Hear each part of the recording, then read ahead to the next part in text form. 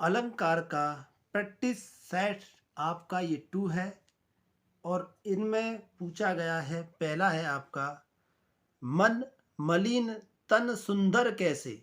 मन मलिन तन सुंदर कैसे, बिसरस भरा कनक घट कैसे। अर्थात आपको आपको पहले ये देखना है कि कौन सा नहीं है। ठीक है, कौन सा नहीं है। यमक है, जोड़ा दिख रहा है कहीं? नहीं दिख रहा है। ठीक है, मानवीकरण का क्या था? मानवीकरण का ये था कि जो प्रकृति है वो मानव की तरह कार्य करती है, तो मानव की तरह प्रकृति यहाँ कहीं काम नहीं कर रही है और इसके कई अर्थ नहीं निकल रहे हैं। तो मन मलिन तन सुंदर कैसे, अर्थात कोई चीज दिख रही है, ठीक है, सुंदर तन दिखता है, तो आपका इसका है दृष्टांत। अगला जो प्रश्न है, अब इसमें पूछा गया है विरह है या वरदान है। विरह है या वरदान है। उत्प्रेक्षा की बात करते हैं तो उत्प्रेक्षा में क्या था? उत्प्रेक्षा में आपका उत्प्रेक्षा में क्या आता है आपका? जनो मनो जानू मानू जनहू मनहू, ऐसे वाचक शब्द आते तो आप पहचान सकते हैं। इसमें वो है नहीं। पहले आपको ये देखना है कौन सा नहीं है।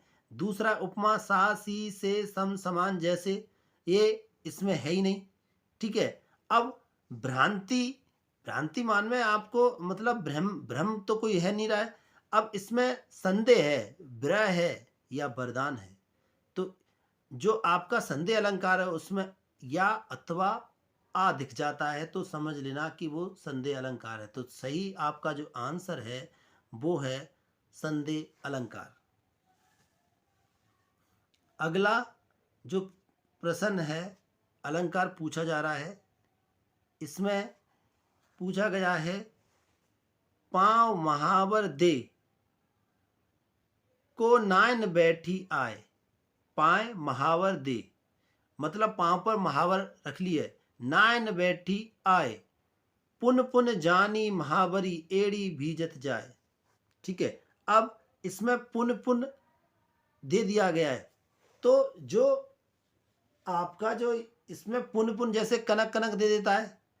जैसे कोई भी आपका एग्जाम्पल होता है, जैसे कनक कनक, दोनों कनक कनकों का अर्थ निकलता है, लेकिन पुन का मतलब तो पुन ही हो गया। तो यह जोड़ा तो आया है लेकिन हम यमक नहीं कह सकते। ठीक है, दूसरा है एक वस्तु को दूसरी वस्तु नहीं माना गया है, अर्थात उपमेय उपमान का भेद रहित आरोप नहीं है और इसके कई अर्थ नहीं निकल रहे हैं, तो ये आंसर जाता है आपका भ्रांतिमान को। अगला जो प्रश्न है, ऊंचे घोर मंदिर के अंदर रहन बारी। ऊंचे घोर मंदिर के अंदर रहाती। अब इसमें आया है जोड़ा और दोनों जो जोड़े का है, देखो एक में तो ये ऊंचे घोर मनंदर और ये दोनों में घोर मंदिर, दोनों में दिया है, दोनों में जोड़ा तो है और दोनों के अर्थ भी अलग अलग हैं। एक में रहने वाली, एक में रहाती है। ठीक है, तो दोनों के अर्थ जब जिस अलंकार में आपका कोई शब्द युग्म आए और उसके अर्थ निकले अलग अलग, तो वो होता है आपका यमक अलंकार। अगला है मधुवन की छाती को देखो कितनी सूखी कितनी कलियां। मधुवन की छाती को देखो सूखी कितनी कलियां। ठीक है, आपका दृष्टांत आपको दिख नहीं रहा है, भ्रांत में कुछ है नहीं क्योंकि सीधी दिख रही है। ठीक है, तो जब एक शब्द के कई अर्थ निकले तो वहां होता है आपका श्लेष अलंकार। अब आपका जो छठवां है प्रश्न, उसमें पूछा गया है कि मैं सुकुमार नाथ बनूं जोगी जोगू।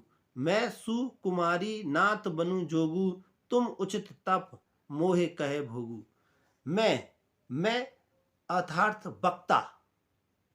मैं कौन? वक्ता। जहां सर्वनाम का प्रयोग हो, जहां वक्ता कुछ कहे, वक्ता द्वारा कुछ बताया जाए, वहां पर होता है आपका वक्रोक्ति अलंकार। मतलब वक्ता के द्वारा ये बताया जाए मैं आ गया है कि मैं सुकुमार, मैं, तो जहां वक्ता की बात की जाए, जहां वक्ता के संबंध में बताया जाए, वहां पर होता है आपका वक्रोक्ति अलंकार। अगला है धाय धाम काम सब त्यागी, मनहु रंक निधि लुटन लागी। अब ये तो काफी सरल है, ठीक है, ये काफी सरल है।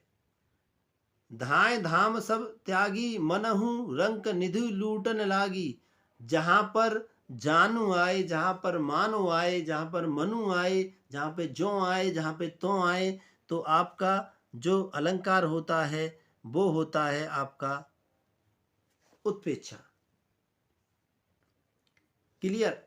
अगला है वो है आपका बहुत ही महत्वपूर्ण, कई एग्जाम में पूछा गया है।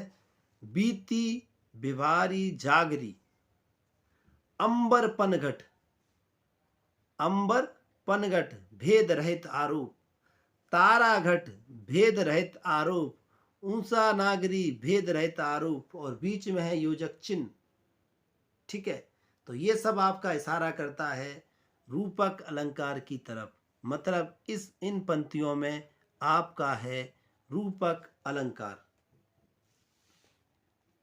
अगला है, अगले में क्या कहा गया?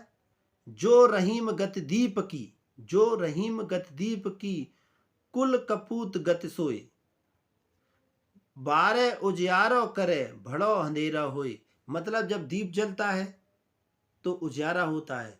अगर एक कपूत कुछ अपनी गति आगे, कुल का कपूत अगर गति आगे बढ़ता है तो वहां पर क्या होता है?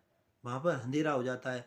तो आपके इसमें जो पूछा गया है वो अलंकार पूछा गया है कि निम्न पंक्तियों में कौन सा अलंकार है। जोड़ा कहीं दिया गया नहीं है, जनो मनु माने नहीं दिया गया है, प्रकृति कहीं काम नहीं कर रही है, एक शब्द के अनेकों अर्थ दिए गए हैं। तो सही आंसर है आपका श्लेष अलंकार। अंतिम है आपका पायो जी मैंने, पायो जी मैंने राम रतन धन पायो।